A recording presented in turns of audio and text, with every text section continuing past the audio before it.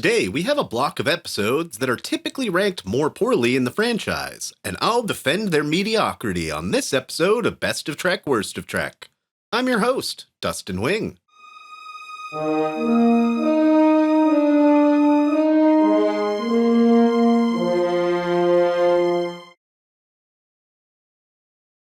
Worshipping the Sun at 404? Pictographs. Or masks. Oh hey, it's another one of those random probes from a long-dead civilization that will ultimately impose its will on the first sentient life that finds it. I've seen this one on other people's worst lists, but it gives Brent Spiner a chance to do more acting than in the previous 6 seasons combined.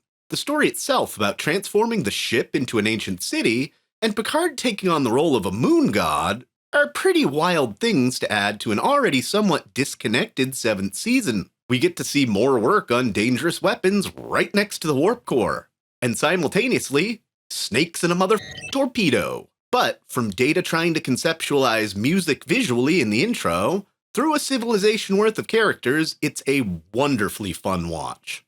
Not living up to someone else's expectations is number 403, Broken Pedestal, or Fallen Hero.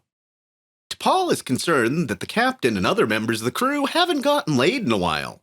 So Florida Man throws on the most Florida shirt ever as we embark on a 3-episode tour getting to Risa. After the long road, the plan to visit the pleasure planet takes a back seat when Enterprise is ordered to pick up a supposedly disgraced Vulcan ambassador and rendezvous with a Vulcan ship.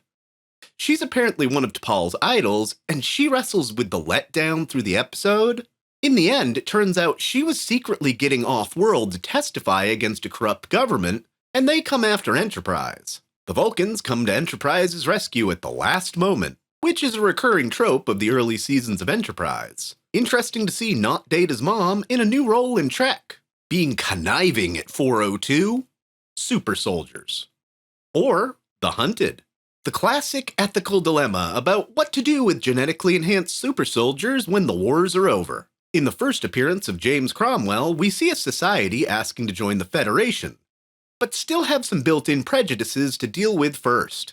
A prisoner escapes from one of the world's lunar colonies, and the Enterprise plays a drawn-out game of cat and mouse with him, before finally getting him in a holding cell. They find out the tale of how these soldiers weren't welcomed back with open arms after the last war years ago. The guy plays another game of cat and mouse on board the Enterprise in an escape attempt. In the end, Picard actually lets the augments hold the government hostage without interfering. Nice to see we actually uphold the Prime Directive every once in a while. There's a bunch of plot holes, but a good moral message in the end. Dealing with psychic trauma at 401, Space Potato, or Tin Man. Another episode that does have some bits of hokiness, but also a ton going on for it. Through the lens of a telepath that literally senses everything all the time, we see first contact with an unknown spacefaring life form. In a Soviet space race analogy, the Enterprise is trying to beat 2 Romulan ships to make contact. Tam gets the space raisin to destroy the first bird of prey, and the second almost overtakes the Enterprise. In the end, the pain of this telepath and that of the spaceship creature that has no crew are alleviated when they meld and become whole again. An at times convoluted plot, but classic Trek exploration of new life, with some Romulan bad guys to make it more fun. At number 400, Giant Space Amoeba. Or The Immunity Syndrome. Another plot like Tin Man about a space-dwelling organism that's pretty generic over-the-top sci-fi, but somehow a really nice episode in its own right.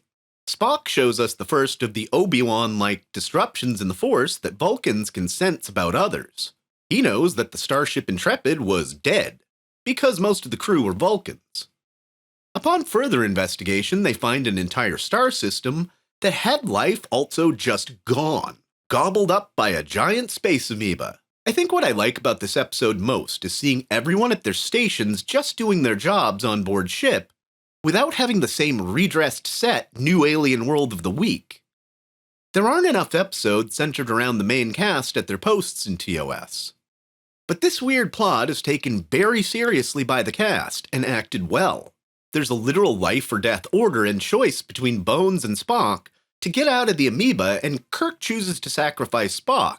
In an effort to stop the creature, though is able to retrieve him anyway. This is a bottle episode that has the distinction of being the only episode of TOS not to have a guest star.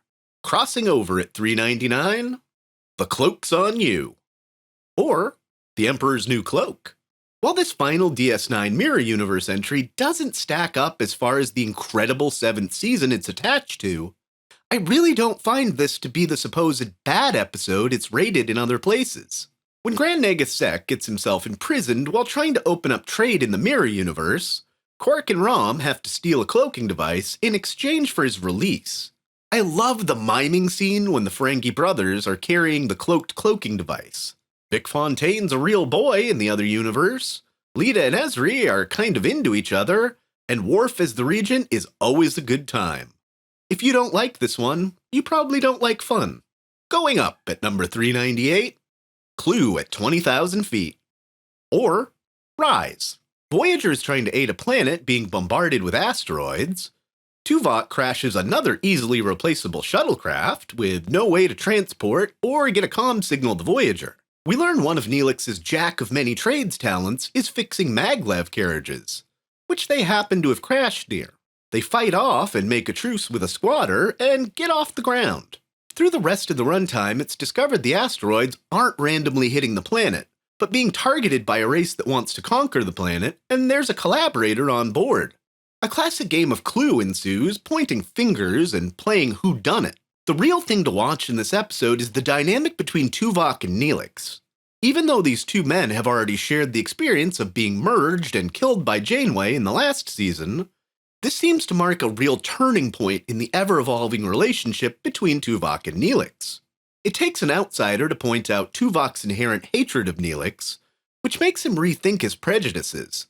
He almost dies on the outside of the carriage, and another character ends up going down in one of the worst visual effects in Star Trek history instead. This one is quite a decent watch.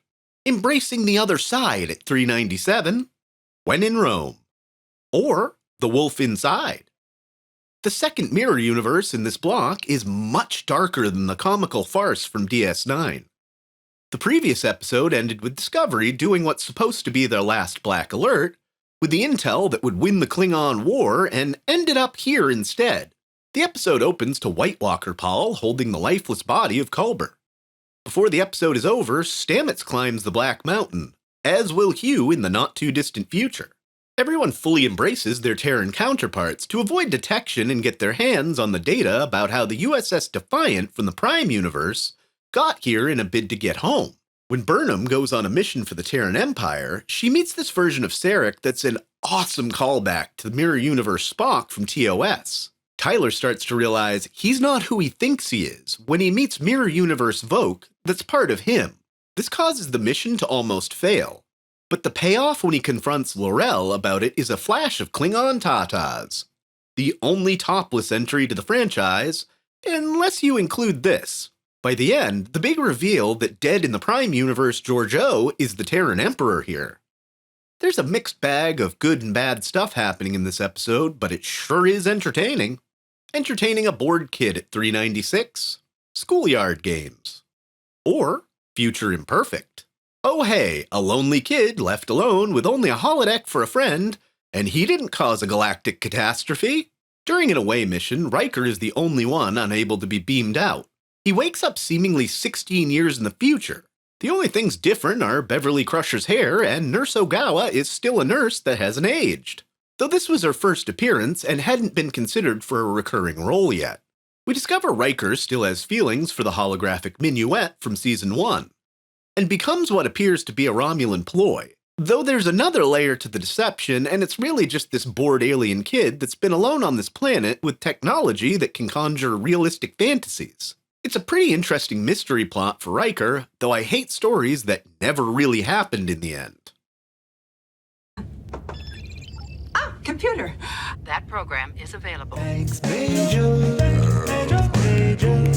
Thanks, Major.